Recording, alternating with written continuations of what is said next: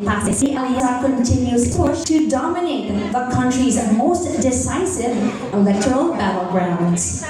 Magiging malaking show of force ang Pasay event dahil inaasahan mismo si Pangulong Marcos kasama ang kanyang mga kaalyado ang susuporta sa powerhouse 12-member Senate slate na mga pinagsama-samang leader, mga batikang mambabatas at mga reform-driven na mga ehekutibo. Alright, and the Alianza started its campaign rallies in Ilocos Norte, then Iloilo City, and then Davao del Norte, where based on analytics, the event garnered an audience with a combined reach of more than 5 billion. Alright, and we are hoping that with today's grand rally in Metro Manila, more and more Filipinos will also get to hear our senatorial plans, legislative priorities, and Alianza's core message of unity and continuity, solidifying its role as the driving force behind the sustained progress of the Marcos administration beyond 2025. And so, to begin today's press con, I would like to call on APBP's campaign manager, Congressman Toby Tiangco, to give his opening remarks.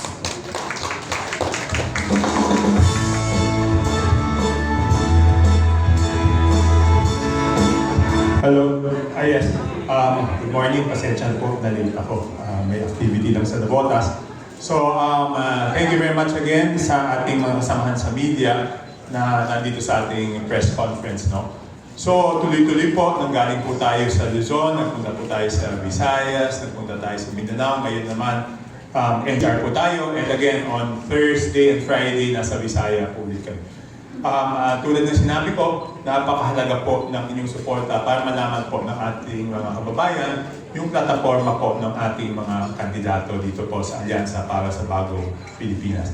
Dahil naniniwala po ako, kung malalaman lang po ng ating mga kababayan lahat ng mga plataforma, yung mga achievements, yung track record, at yung mga plano pang gawin ng ating mga kababayan, confident po ako na sila po ay iboboto ng ating mga kababayan. So pakiusap po sa ating mga kasamahan sa lahat ng media, sana katulong namin kayo lagi para makapaabot itong mensaheng ito sa ating mga kababayan. Isang magandang tanghali po sa inyo lahat. And thank you so much, Congressman Toby Tiangco. Now, ladies and gentlemen, the stage is set and everyone is ready for yet another milestone event for the Alianza. But of course, before the big rally, we are very, very thankful to be given an opportunity to spend time with the press. And so, without further ado, it is with pride that I now introduce the Alianza para sa Bagong Pilipinas senatorial candidates. Beginning with, of course, ang dating DILG Secretary, MMPA Chairman, Congressman, multi-awarded Mayor ng Mandaluyong, taong uunahin ka. Number 1 sa balota, Kilos Avalos Attorney, Benher Avalos.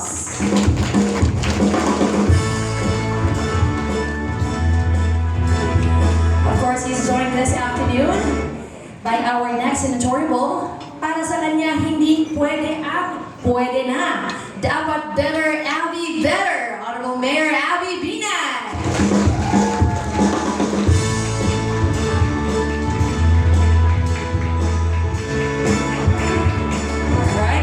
Joining our slate of senatorials this afternoon, ang tunay na lumalaban sa katawilian, naninindigan ang tama, ang ipaglaban ang mali, labanan. Numero 33 sa balota, Senador Ping Lacson.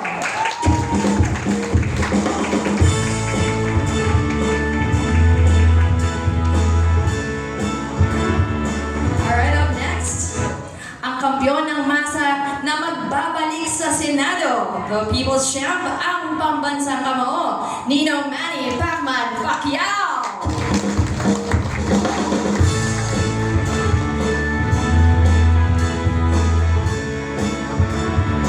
Of course, also with us is our next candidate. He is never late, never absent, ang Senador ng Pamilyang Pilipino. Let's all welcome Senator Tito Soto.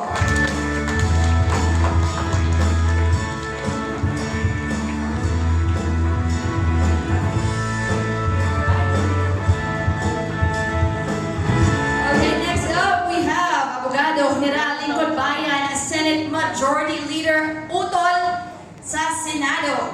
Tol ng bawat Pilipino, palakpakan po natin Senador Francis Tol Tolentino.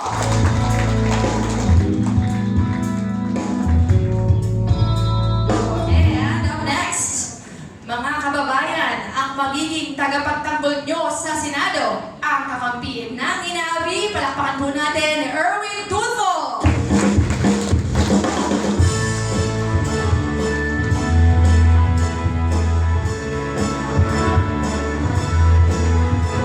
Alright, and completing our roster for today's press conference, mga kababayan, ang inyong bagong boses, bagong bukas, palakpakan po natin Congresswoman and of course soon to be Senator Camille Villar.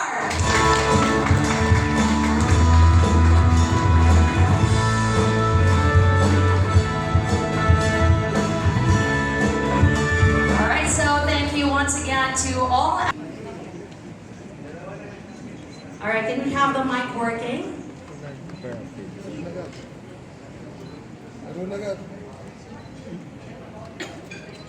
Okay, and I can also see that on the other side, we have people lining up already. We can go to the first question on the other side of the room if we have. Good afternoon. Alright. This question is for everyone.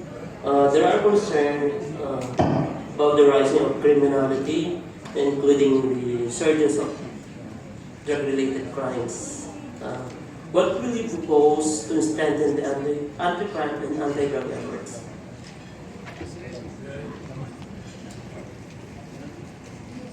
Alright, May I respond? Thank you. go ahead, Senator. One of my proposals now is incorporating the Dangerous Drugs Board and the Philippine Drug Enforcement Agency into one. I've studied this because of 20 years of the Dangerous Drugs Act, the Public Act 9165, which I principally authored and created the IDEA. But because of the changing times, sometimes we have to update, sometimes we have to upgrade. Itong pinakamagandang proposal is to roll it into one and make it the Presidential Drug Enforcement Authority, which will have its own bureaus or departments addressing not only enforcement, prosecution, but also prevention and rehabilitation. The concentration of the past kasi was on enforcement eh. Huli ka ng huli. Pagkatapos kakasuhan. 80-85% dismissed. Kailangan natin mas palakasin natin ang prevention and rehabilitation. And it cannot be prevention, DepEd, rehabilitation, DOH. Nakita na natin na past it doesn't work eh. So allow me, being the principal author of that, to change it into a better authority that will handle it all together. I think that is the best solution that we can have against drug-related crimes as a whole. Thank you. Alright, we have another answer.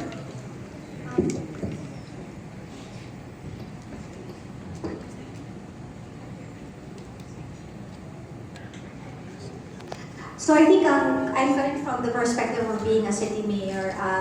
Ang barangays po natin, ang frontliner, and yet are limited dun sa number of bantay bayans na pwede lang nilang i-employ. They're only limited to 20. Kung yung barangay mo ay napakalaki, kunyari kagaya sa barangay ng Caloocan na sobrang laki yung barangay nila doon, and limited lang po yung mga bantay bayan na pwede nilang legally to employ. So I think we have to empower our barangays because they are our frontliners and they're the ones that will respond first doon sa mga concerns ng peace and order sa baba ng ating mga lugar. So masyado kasing centralized kung puro police lang, pero siguro kailangan din ng ng community engagement, yung citizenry. You also have to empower them to be able to fight crime because usually the crime, those that commit the crime are not residents, mga hindi nakatira sa lugar nila, mga dayo, at silang nakakaalam, at sila yung lugar na naapektuhan. Kaya siguro kailangan din ng empowerment doon sa ating mga nakatira doon sa lugar na yun. Go ahead, sir.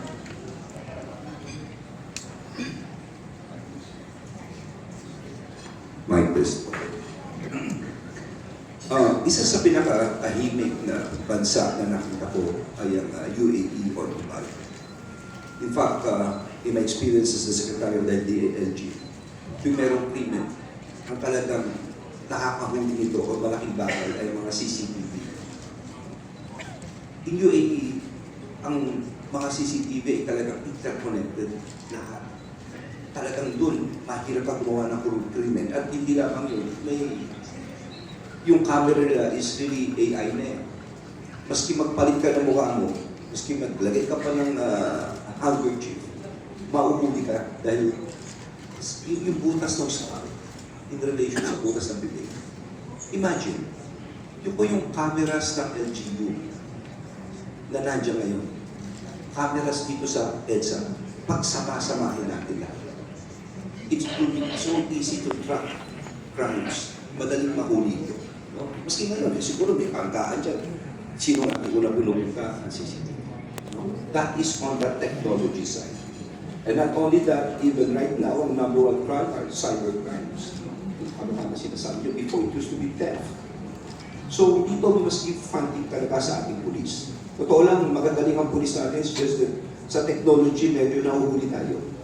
And we must also, sabihin na natin, yung manpower mismo, i-train natin maigi.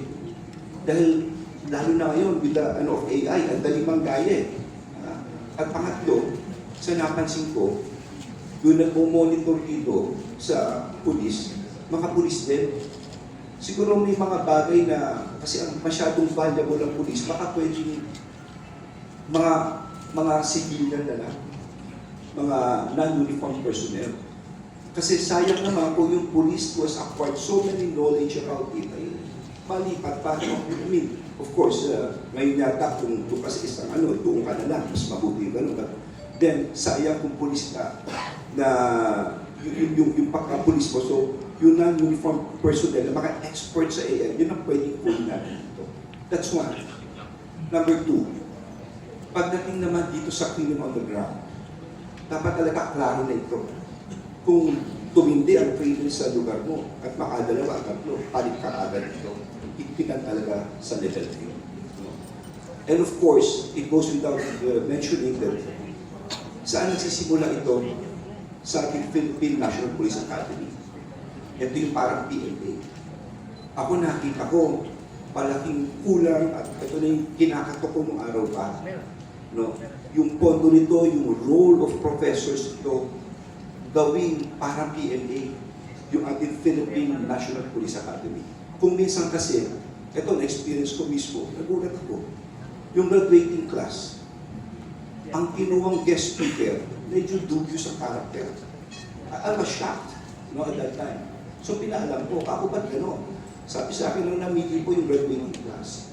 So you would just imagine if this kind of syndicates, mga estudyante pa lang, medyo sinusuportahan na. Delikado yan. Delikado yan.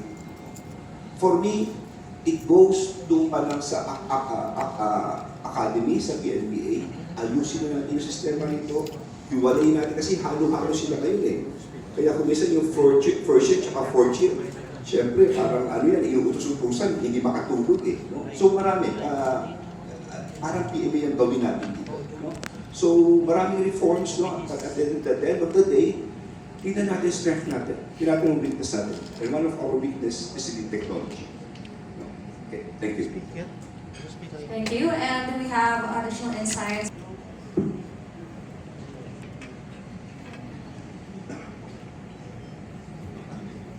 Siguro aside from those previously mentioned, I would call for the strengthening of the criminal justice system, and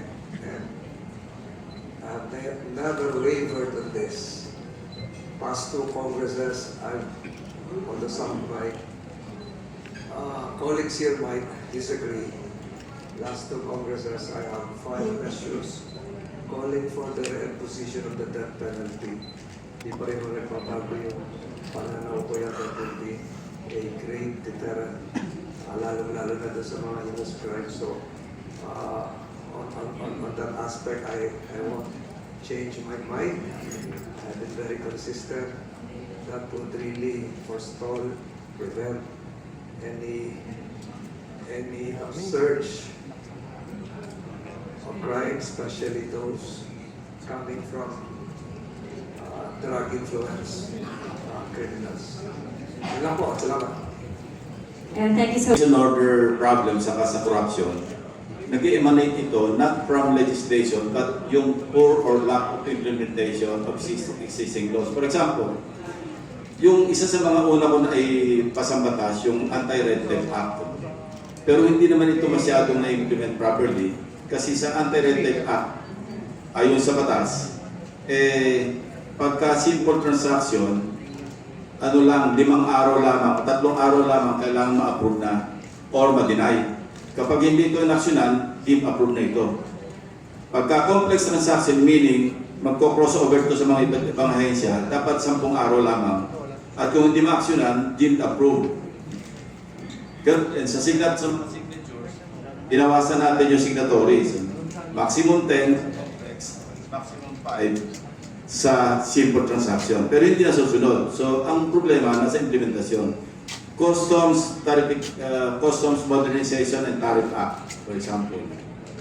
Nag-modernize, nag-computerize, pero hindi naman mag-automate.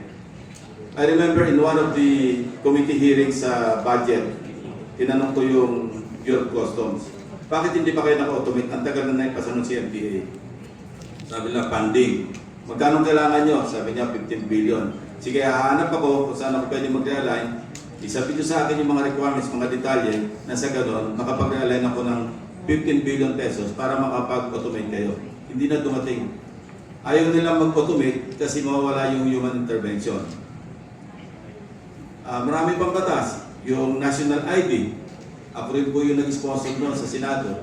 Naipasa. Napakaganda ng intention kasi crime prevention at the same time yung transaction, government transactions, masimplify. Kasi merong ID. Ang ID po natin sa katawan, 38 sa ating wallet, napakakapal. Binawasan natin, ginawa natin isa lang, uniform ID, foundational yung ID.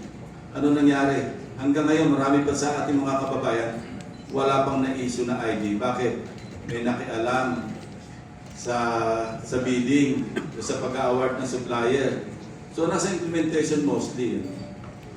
Doon tayo nagkukulang. So, kailangan siguro, pag kami nakabalik sa Senado o napunta sa Senado, pag-aralan natin mabuti yung oversight kasi ito lagi namin nirereklamo sa mismo si Senator Tol. Kapag ginagawa na yung IRR, para sila nag-create ng panibagong batas, inaamyendahan yung batas na naipasa ng Kongreso. Hindi na naaayon doon sa batas na pinasa, kundi naiiba sa IRR yung hiladsya, yung kompleksyon ng batas na pinasa. So dapat ito tingnan din mabuti ng Kongreso. Ako natutuwa doon sa pronouncement ng Pangulo na patungo tayo doon sa full digitalization. Kasi pagka nagkaroon tayo ng digital government, hindi lamang bibilis lahat ng transaksyon, kundi mababawasan yung graft and corruption. Dahil walang human intervention, puro online. Yung ating pati pagbayad sa mga fees online. So walang kukupit at walang magpapadulas. So yun po yung aking mai-contribute sa ating usapan ngayong tanghali. Maraming salamat. For example, when I became senator in 1992, there were only 4 cities here. Pasay, Manila, Quezon City, and Caloocan. I converted 10 into cities, 10 municipalities, Makati, Mandaluyong, Las Piñas, Parañaque, Valenzuela. Lahat na naging city na after ako nag-sponsor sa Senado para maging city sila. Hindi ako naniningil, nagpapaalala lang ako. Maraming salamat, Senator. Meron pa po bang gustong sumagot ng katanungan? Yes?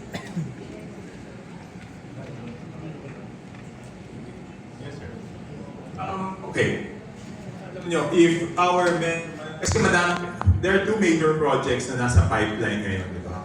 Yung pauna-unahang subway natin at saka yung MRT-7 extension. So ito ay mga foreign assisted projects, so kailangan po nito may counterpart po sa budget.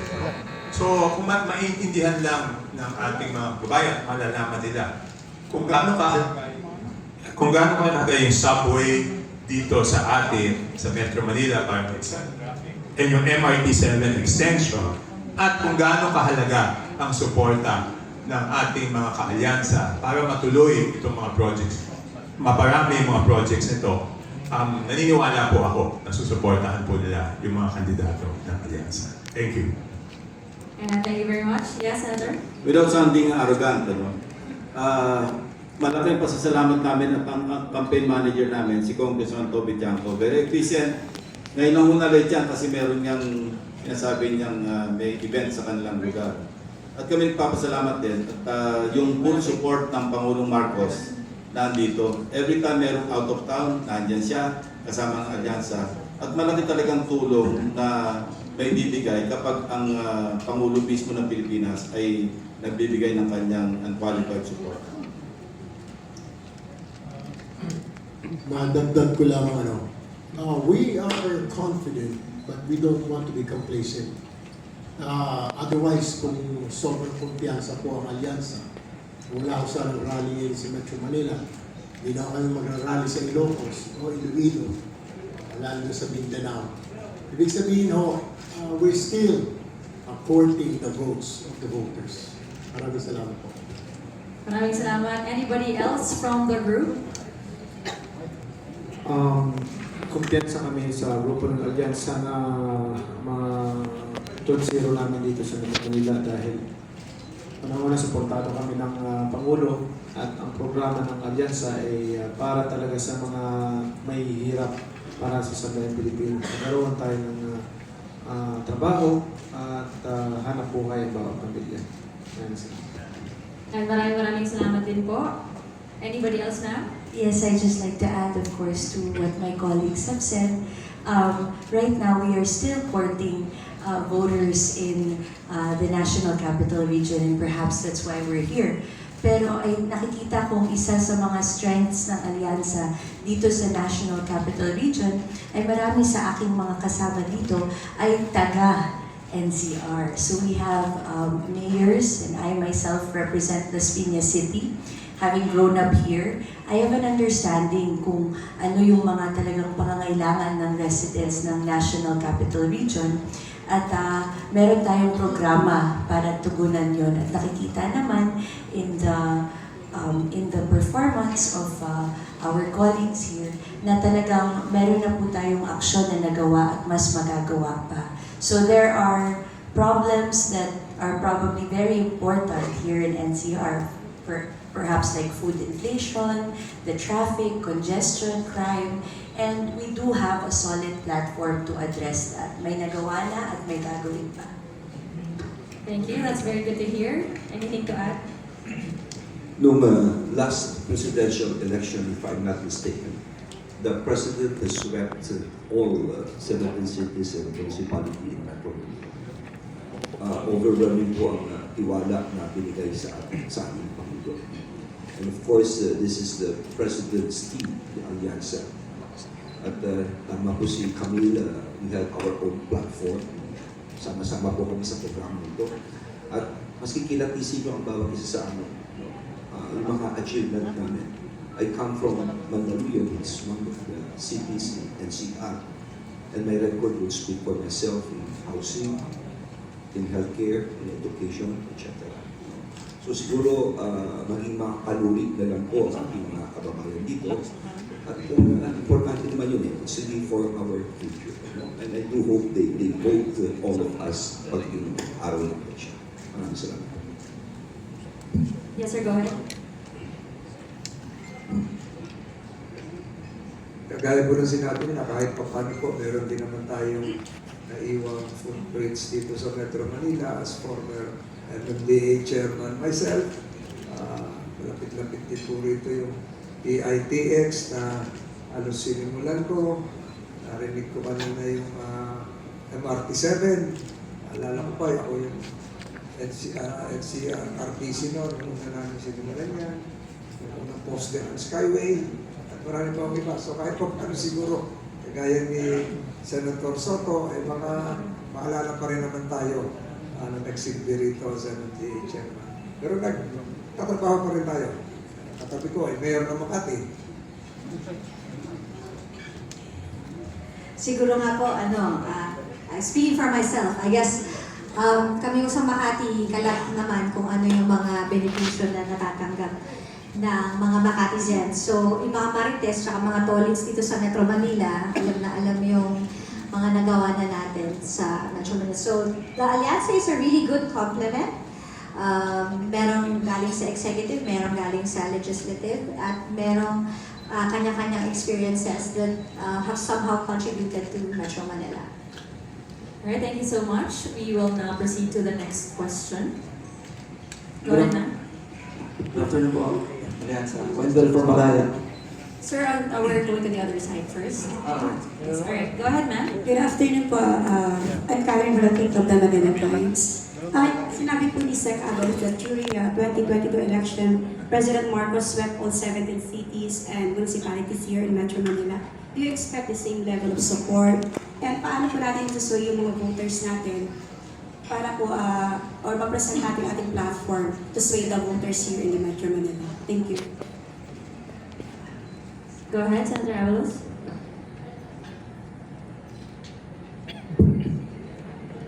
Mic test. Okay. So, ang Metro Manila kasi is one of the economic centers of our country. Of course, unang-una na siguro problema natin dito tungkol sa trabaho. Sa amin kasi sa Mandaluyong, tinawag kami Tiger City of the Philippines, Economic Tiger City. We created, hindi pa kami pinanganak ng mayaman, mahirap na kami noon. Pero we created an environment where investors will come in. At isa lang naman hiningi ko sa kanila as mayor ng trabaho para may trickling down effect. At pagkatapos ng pumasok na mga bahay, education, number one kami sa National Achievement Test. At iba-iba pa. Marami pa. So, it is this same programs that lahat ng experience nila pinagsama-sama ang ino-offer nila. For transportation, sinabi po kanina ni Toby, ng campaign manager, it's all about mass transport system, naging MND chairman din. Maski anong gawin mo kalye dito, dadami ng mga kotse. But what we need right now is mass transport system. While we're waiting for one na ginagawa ngayon from Valenzuela, papunta po sa airport, para sa akin there's no more time. Kung pwede isabay na natin na kumipera yung tayo, planuhin na natin interconnectivity dito sa ibang lugar para mabilis na rin ito. So, it goes with other issues of metro. Yun lang po. Maraming salamat. We are requesting others to give their thoughts as well to this question. If wala na pong gustong sumagot, we will now proceed to the next question. Go ahead, sir. Hi, ako po si Wendell from Malaya. Yung problema ng Pogo, until now, may mga nag-ooperate pa rin. Just last week dito sa Pasay, may mga rescue ng mga Indonesians, like 35 of them, and one Chinese. Tapos Calamba City daw, meron din yata ang report. How do you intend to address the issue if elected?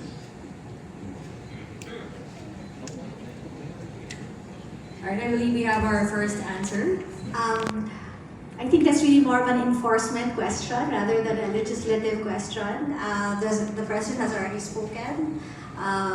Siguro trabaho na ng kapulisan at ng DILG at ng Bureau of Immigration na siguraduhin na mag-exit. Again, I don't think there is a need for further legislation that will address that issue regarding sa mga POGO. Implementation, problem.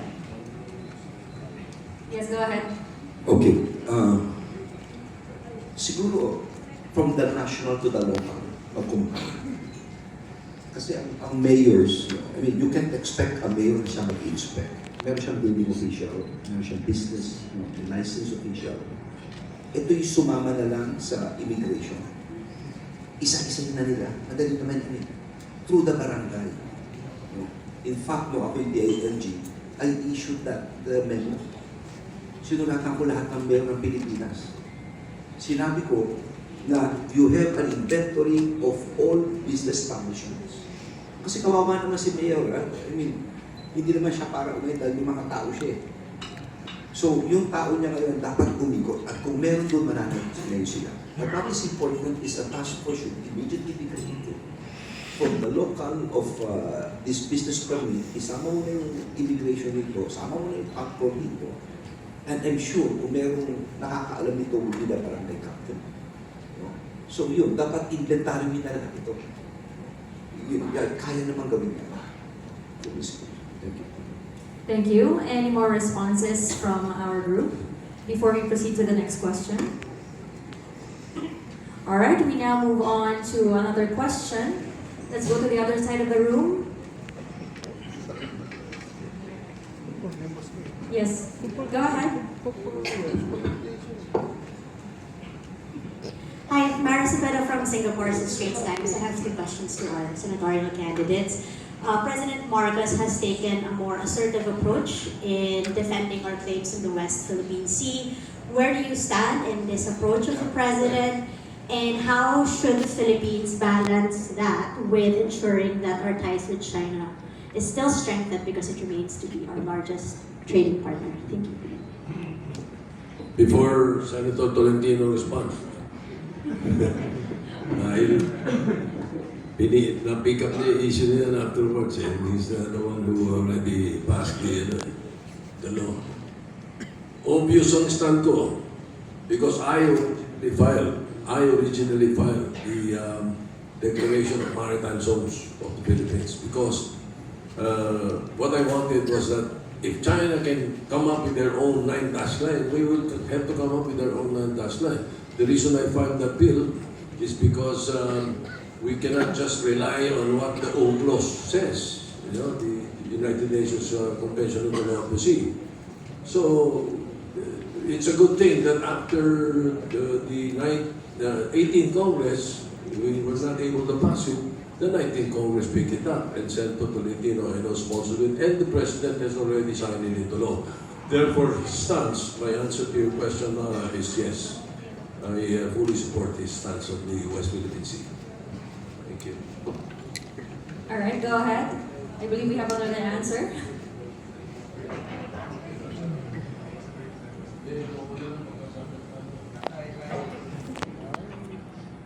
I concur with the statement of Senator Soto, and we are in agreement that what the President is doing is correct. In fact, if you've heard of the statements made 48 hours ago in Munich, the Secretary Manalo was able to get the concurrence of newly appointed confirmed Secretary of State Marco Rubio in terms of reaffirming that quote-unquote ironclad commitment together with the G7 countries. That's a big plus. So what the President is doing is correct. And again, there are other nations coming over within the next few days. I don't have to name names. A defense minister of a big country is arriving soon to reaffirm again what has been started by President Marcos. So it just goes to show that the posture of the President is correct. While the situation is evolving, he is correct because it is aligned with what other countries are doing right now, supporting the stand of the Philippines. Thank you very much for that response. Do we have any other answers coming from our esteemed senatorials? If not, then we move on to our next question. Hi, good afternoon po. I'm Mel Las Moras from PTV. Ito naman po, malapit sa sikmura ng ating mga kababayan. Dito kasi sa Metro Manila and even other parts ng bansa, talaga nga main concern yung food inflation, presyo ng pagkain, lalo na yung bigas. Ano pinakikita natin concrete measures para ma-address yung high food prices? Agree po ba kayo na i-amenda ulit yung i-review o i-amend ulit yung rice tariffication no? Or kapag po pala rin na yun nga, nalo kayo, ano yung nakikita natin measures na pwede nga makatulong para makontrol yung presyo ng pagkain? I have a proposal, and I am going to convince my colleagues to support the proposal. The original proposal I had was for the government to buy 50% of all output of all farmers in the country. Ang mangyayari doon, the effect is, based on the study that I had conducted, the effect is that government be able to buy from the farmers at their price. Of course, tatatamaan yung mga middlemen dito, magagalit sa akin, pero ayaw na sila. May 50% pa naman sila doon. Pero yung 50%, if government does that, like FTI, parang like FTI, all over the country, definitely the prices will not go up. It will go down. At saka yung babalik din naman sa gobyerno yung pera eh. Ganun din ang epekto nun sa kanila. At definitely, mga farmers, talaga, makikinabang, pati fisher po, if we can include that. So, perhaps, as an idea, it's an idea, before we head it, perhaps we should put it into law. Pag-usapan namin, pwede namin, pero pwedeng gawin natin yun. Yun ang isa sa mga proposal na dapat gawin ng alyansa. Thank you. Go ahead, Senator Manny. Mayroon akong magandang topic yan kasi yung mga kabayan natin, yung mga basic commodities, nagreklamo sila dahil sa mahal na mabilihin. At mayroon akong suggest na ginawang programa para sa DA, yung programa pang national, tinatawag ito na PDC. Hindi po ito Prosperity Check Connect, Production, Distribution, and Consumption. Itong programa na to, pangkalahatan, talagang nakukontrol ng gobyerno. May say talaga palagi ang gobyerno, especially kung ano yung mga basic commodities na shortage tayo, na at least na napagtuunan ng pansin at nalagyan ng nalalaanan ng budget yearly para i-increase yung production. Dito naman sa distribution, very crucial din ito at napaka-importante dahil ang kumikita yung mga middleman. Kasi may na-encounter ako, nag-ikot ako sa buong Pilipinas. May isang farmer doon na bagong ani siya, and then tinanong ko, magkano po bili sa produkto ninyo? Magkano po per kilo? Binili sa kanya ng almost 50 pesos per kilo. And then, tuwa na siya, yung farmer. Kaya alamang, pagpunta ko sa market, nung tinanong ko na, naglipot ako, nung tinanong ko magkano ang presyo nito, almost 300 pesos per kilo. Can you imagine, pagkalaki-laki ng diferensya? So, dapat, kung gano'n na ang presyo, dapat kumita ang mga farmers natin, hindi yung middleman. Kasi dapat also, nakukontrol din yung presyo pagdating sa market kasi ang nahihirapan naman, yung mga kapiranggot lang yung pera pang budget sa pagkain. Yung mga mahihirap na tao. Pinaka-concern po talaga yun. And then, actually, marami pa pong explanation ako dyan pagdating sa distribution, production, distribution, and consumption naman. Yung consumption naman, at least alam natin kung ano yung mga basic commodities na talagang mahilig ang Pinoy, mahilig kung ano yung malalakas ng mga basic commodities natin na kinukonsumo ng mga tao. Pero, I'm not discouraging to import mga products ng ibang bansa. Nag-import tayo pero not para dahil lang sa treaty agreement natin, friendship natin sa isang bansa, pero hindi tayo ayaw ko yung nag-import tayo because shortage tayo. Gusto ko enough yung supply, lahat ng mga basic commodities para nang sa gayon makontrol yung presyo, maging mura yung mga bilihin. Yun po ang solusyon dito sa magandang programa ko. One day, may ipatas ko and then matulungan ko lahat ng mga mahihirap na tao. Maraming salamat. Thank you. Yes, your thoughts? Again, walang pagkukulang sa legislation. It's always the implementation. Wala pa naman po tayo nababalitaan na nakukulong, napaparusahan na smuggler ng rice o na nagmamanipula ng presyo ng bigas. Yun po siguro ang kailangan nating tutukan. Siguraduhin na may maparusahan at mahuli at maparusahan na sila ang dahilan kung bakit mataas ang presyo ng bigas. Yes, go ahead, Sir Abalos. Yeah, I read the comments of Secretary Kiko Laurel during the rice clarification. At ang sinabi ni I recall it right, ang sabi ni Secretary Laurel, kung pwede daw ibalik sa NFA ang full authority na para makakapagpabenta. Kasi marami silang buffer stock, marami sila. At kung mag-ibenta lang nila ito, malaking bagay to stabilize the process. I think it's worth looking.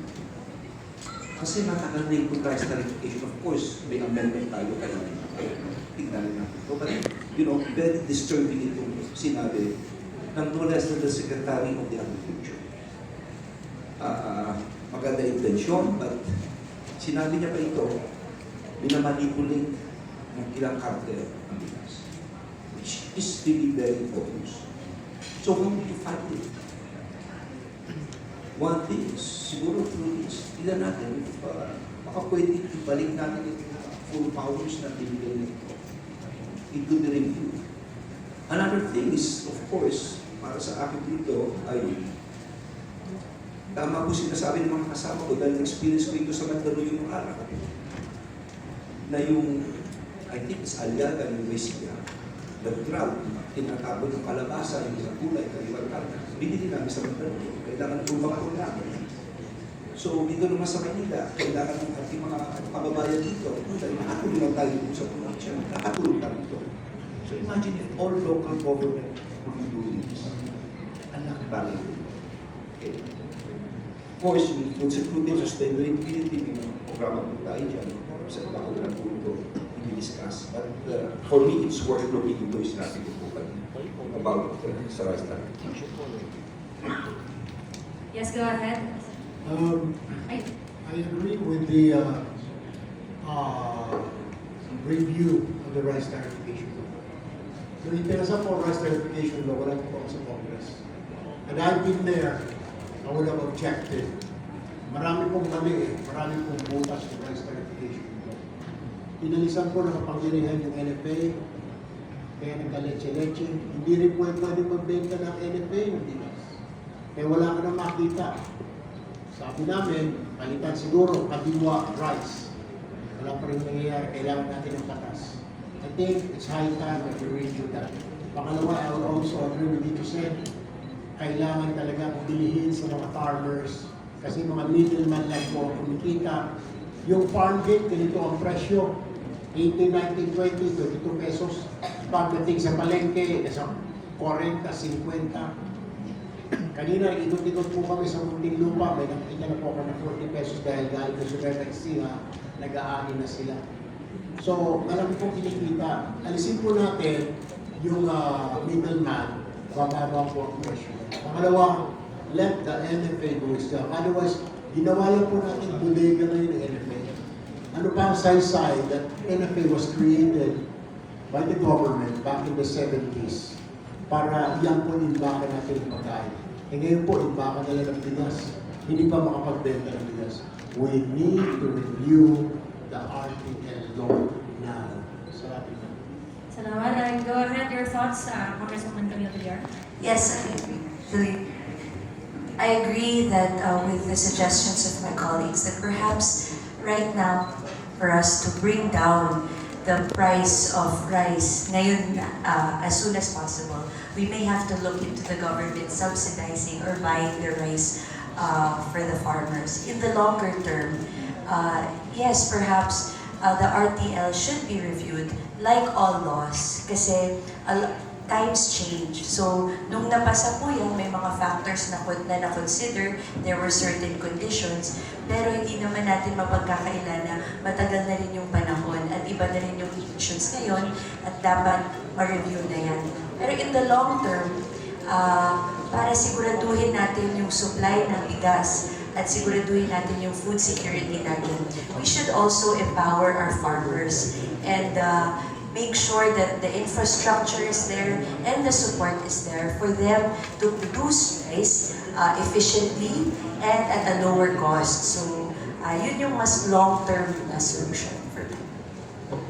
Yes, Dagdag ko lang doon sa programa na sinasuggest ko ng PDC, tinatawag ng PDC. So ano po yan? Ang government bibili ng harvest ng mga farmers natin.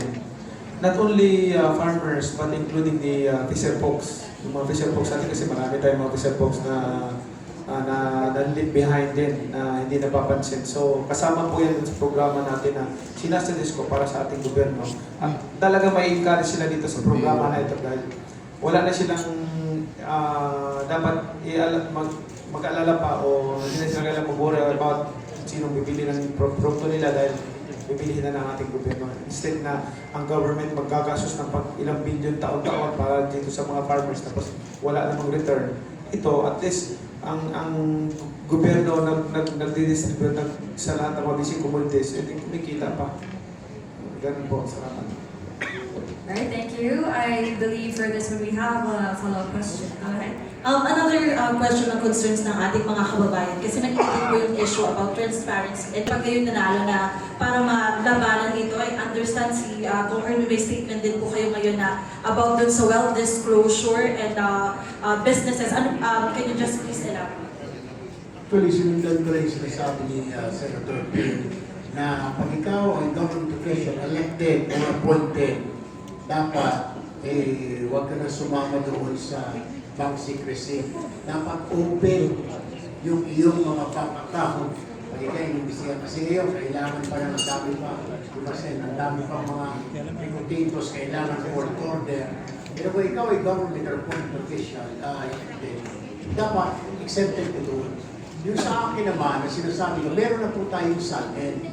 Unfortunately, yung SALN po, ibibigay lang po sa mga korte yun, sa ombudsman, sa Sandigan Bayan, pagkailangan po ng court.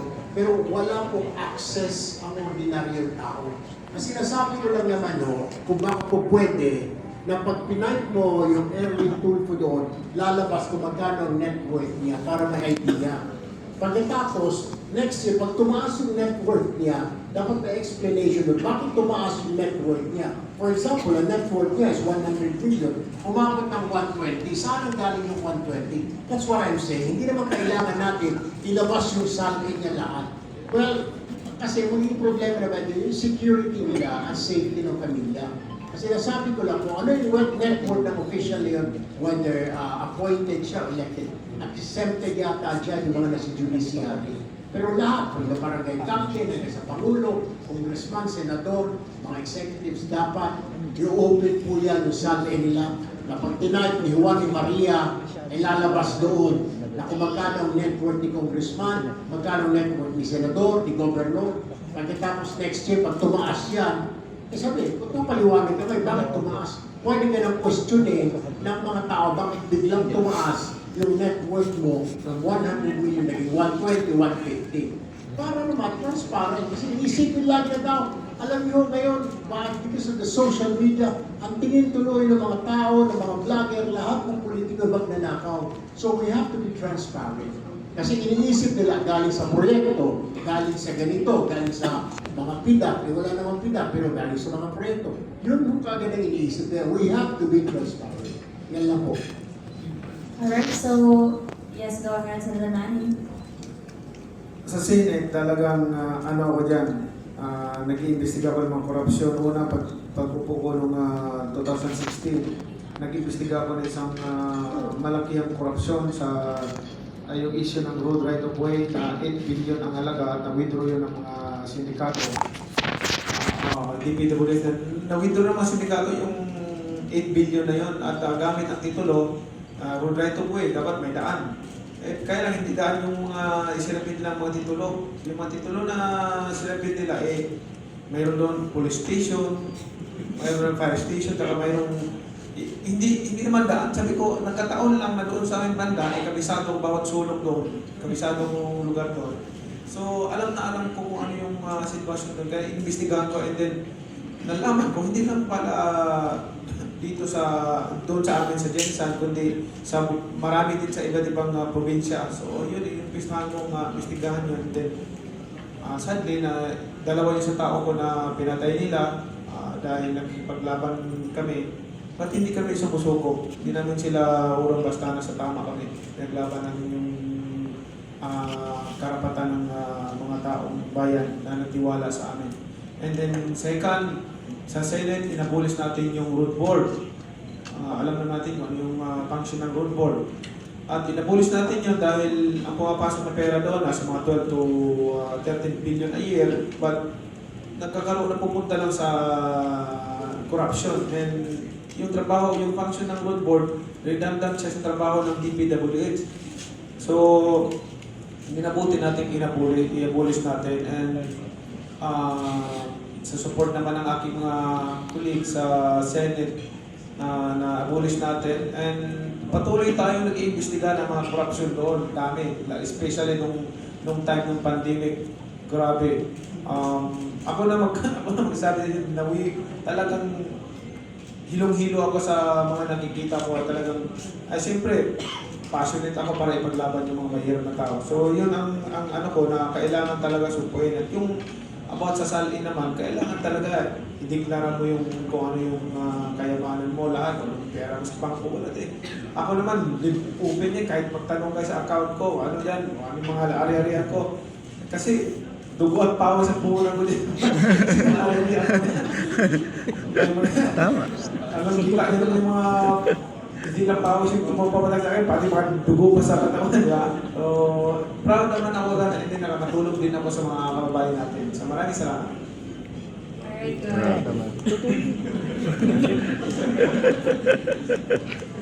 Okay. So, alam nyo, nung mayor ako, tataka ko bakit mababa yung aming business. Pina-check ko, yung palang carbon paper ng araw na kabaliktad. So yung carbon paper, may kopya ang munisipyo nun nakabaliktad. Tapos kung ano lang ilalagay ng figures. Ako naniniwala ang full digitalization. Napaka-importante. Kasi kung meron tayong full digitalization, wala na, it's a faceless transaction. Gamitin mo lang telepono mo. Mas konti ang human intervention, mas mabawabawasan ang ating corruption dito. Dahil ibabayad mo na, ando na po. It's really full. Number two, is streamlining of business steps, ease of doing business. Yung iba, dati, naalala ko 3 days, naging central minister lang. No? And of course, importante ito ang role ng anti-red tape authority, ang ARTA. Dapat po ito talaga, ang ARTA rin mismo ay chinecheck din ang performance niya. No? You should also check on them na kamusta yung mga reklamo sa ito na anuhan mo ba ito, dahil kailan sinusubukan ito. Kasi may certain limit yan eh. Dapat kung hindi mo gagawin, kasi kuminsan, manghihingi ng lagay bago gumalaw eh. So, yun ang mahirap sa lahat. But with ARTA, na nandiyan in place, talaga makatakot ako ang nanilasin mo ang corruption. Yes, Senator Ping? Thank you. Ito hindi, pwede sabihin natin area rin ng legislature. Ang panawagan ko, sana lahat ng mababatas, mapa-congressman man o senador, huwag makialam sa implementasyon ng mga proyekto. Kasi ang trabaho namin, magbalangkas at mag-aproba, mag-submit ng mga panukalang batas para maging batas. Ngayon, pag nakialam na si congressman o kay si senador sa implementasyon, mapa-infra project ito o mapa-social services, mapa-pamudpud ng kung ano ng mga ayuda, dyan, kasi nawawalan kami ng moral ascendancy, di ba? Kasi meron kaming mandate ng oversight. Paano kami mag-exercise ng oversight sa mga implementasyon ng mga proyekto ng executive branch kung kami mismo nakikihalo sa implementasyon ng mga proyekto na hindi naman namin trabaho. So yun ang aking panawagan. No? Pwede natin sabihin na maliwanag naman yung konstitusyon na meron tayong separation of powers. Ang sa amin lang, pagkatapos namin ma-enroll yung bill at mapirmahan ng Pangulo, tama na, ang susunod namin trabaho, mag-oversee. O kaya i-check yung executive paano ginagastos yung budget para sa mga proyekto na inaprubahan ng Senado o ng Kongreso. So yun ang aking panawagan. Salamat. Salamat din po, Senator Ping Lacson. Do we have any... Yes, I agree with our candidates na talaga yung solution is full digitalization. No? I think doon talaga mababawasan yung corruption. Dahil nung ako'y mayor, nakatuklas ako ng sinasabing honest mistake. Kasi yun ang ano eh. Pag tinanong ko, sinabi, ba't nagkaganyan honest mistake? Ang problema sa honest mistake, palaging favorable doon sa taxpayer. Wala pa akong nakitang honest mistake na naging favorable sa gobyerno. So alam na natin kung ano ibig sabihin. So talagang dapat full digitalization. Yes, So, any more response to that question before we move on? Many NCR residents rely on PUDs, yet jeepney modernization remains controversial. What is your stance on the implementation of this program, and how do you plan to address the concerns of affected drivers?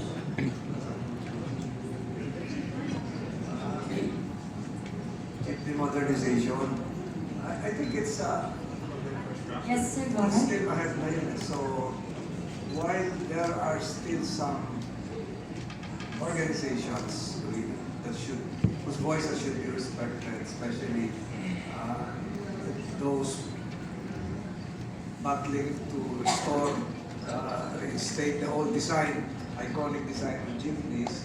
I think the Land Bank of the Philippines and the major transport groups already reached a threshold level that it's no longer, that there is no more turning back.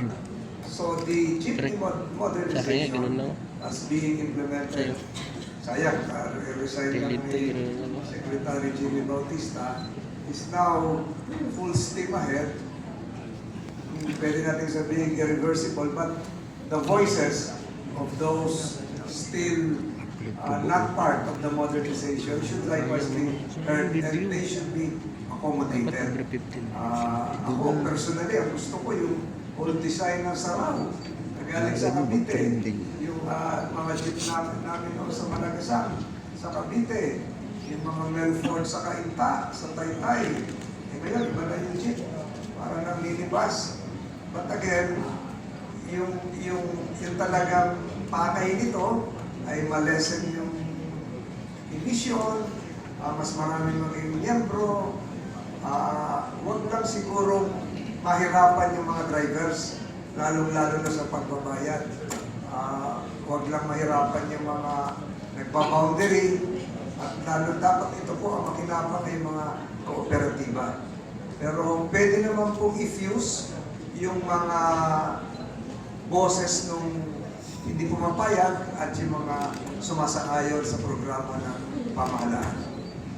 Thank you, Senator Tol. Do we have Sir, your reaction po doon sa disqualification case na final sa inyo before the COMELEC on the grounds of political dynasty and yung sa requirements po on citizenship? And then, follow-up question po to other candidates naman po, because the issue of political dynasties lagi na lang din po na pag-uusapan. And in the absence of an anti-political dynasty law, will you support it kung biglang magkaroon ulit ng measure at kayo ay manalo? Or are you proposing an alternative measure para rin po masolusyonan na itong tanong din ng taong bayan? Thank you. Una po, wala pa po ako natatanggap na notice sa PINA galing sa Commission on Election. Kaya mahirap po sagutin. Naalaman ko lamang po yun sa aking barbero kahapon. Siya po yung nakabasa sa social media. Mahilig ko yun eh. Si Joey Mananang, tayo ko na ako hindi nagbibisita dyan po sa Review Barbershop na po sa event natin. Siya po nagsabi na may nag-file daw na isang tatang nag-file ng kaso disqualification, kami yung magkakapatid. Tama naman daw po yung sinabi ni tatang na hindi na ako nabanggit yung pangalan na sinasite daw po yung Article 2, Section 26 ng Constitution na sinasabi daw po ay prohibits political dynasty. Nakalimutan lang daw po ni tatang ilagay, mukhang pinutol niya, sinasabi po kasi doon, may be defined by law. Unfortunately, wala pa po tayong law. Yun ang sinasabi niya. At siya rin po na mismo sabi, hayaan mo ko, meron po akong nabasa ulit. Sabi ng mga papero ko, nagkabasa po yun noong November 8, 2022, may nag-file ang Kapatiran Party versus sa 19th Congress. Kini-question nga yan. Ang mga respondent ay siya, dating Senate President Vic Subiri at House Speaker Martin Romualdez. Pero ang opinion po ng Korte Suprema doon ay yung sinasabi po na wala pong enabling law, yung sinasabing batas na yan. Kailangan po mayroong batas. Unfortunately, hindi pa po kumikilos ang Kongreso at saka Senado. Yun po yung sinasabi doon. Kaya nga po, hanggang wala pa pong batas tayo, meron ho talagang ganito, may mangyayari ho ganito. Ngayon, my question before I'll give it to my colleagues here, susuportahan? Definitely. Bakit kung hindi susuportahan? At least lahat po kami susuportahan po natin yun. That's for sure. Yun lang po, yun po. Finally, ay hayaan ko na po yung aming abogado si Attorney Karen Rivera sumagot po niya sa COMELEC. I believe dito po sa decision judgment ng COMELEC. Maraming salamat po. Your response, Thank you. Nakapag-file na po ako ng panukalang batas, yung enabling law kasi requirement ng Constitution. Unfortunately, hindi po naipasa. Ang definition ko po ng dynasty, political dynasty, yung second degree of affinity or consanguinity. Meaning, ganyan yan eh. No? Lolo, anak, pamangkin, kapatid, mga ganyan. Whether legitimate or illegitimate, yun ang aking panukalang batas. At ako'y umaasa kapag ito'y nirefile ko, kung sakaling ako'y makakabalik sa Senado, ako'y umaasa na ito'y masusuportahan ng hindi lang ng upper house, kundi ng lower house. Para talagang matigil na yung ating usapan at magkaroon ng definition. Kasi tama si Senator Erwin, ano?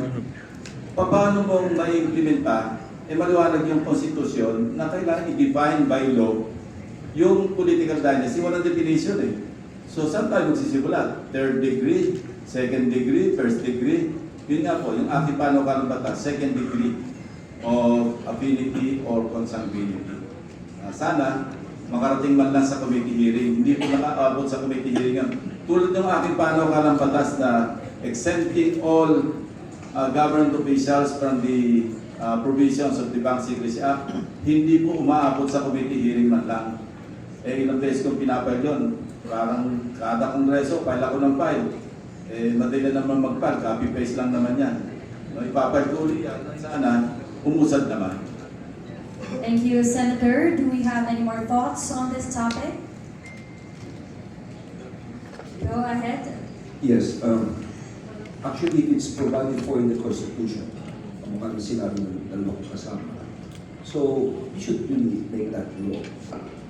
Yung naging problema before is how do you define dynasties? The first degree, the second degree, the third degree.